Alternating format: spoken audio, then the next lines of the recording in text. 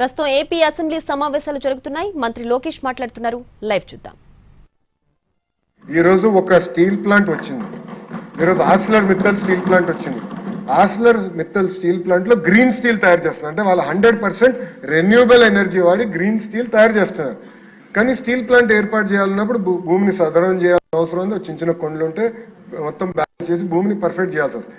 అది ప్రకృతిని విధ్వంసం చేస్తున్నామంటే అని కొంతమంది ఆరోపణలు చేస్తే ఎంతవరకు న్యాయమో ప్రజలు కూడా ఆలోచించారు. ఎస్, డెవలప్మెంట్ చేసినప్పుడు ప్రకృతి మీద కొంత భారం ఉంటుంది, కాదు నేను అన్నట్టు. కానీ ప్రజాప్రతినిధుల పైన, అదేవిధంగా మంత్రిగా నా పైన ఉన్న బాధ్యత, how do we ensure that impact is the least. We have to make sure it is the least impact and ప్రజలకు ఎలాంటి ఇబ్బంది లేకుండా చేయాల్సిన బాధ్యత మా పైన ఉంది.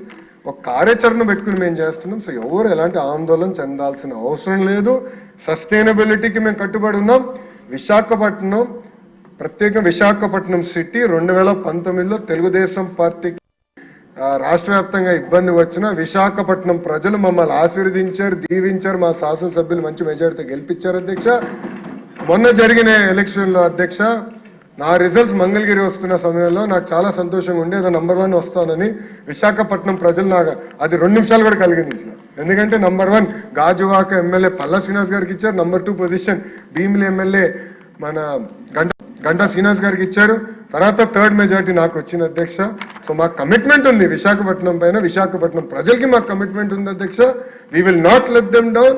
100% సస్టైనబుల్ మెకానిజంగా ఈ data centres, IT ecosystem, medical devices manufacturing, pharma ecosystem అనకాపల్లిలో వస్తుంది, స్టీల్ ఎకోసిస్టమ్ వస్తుంది. ఇదంతా సస్టైనబుల్ మేనర్గా ఏర్పాటు చేసే బాధ్యత ప్రభుత్వం తీసుకుంటుందని ప్రజలకి హామీ ఇస్తాం జరుగుతుంది. ధన్యవాదాలు.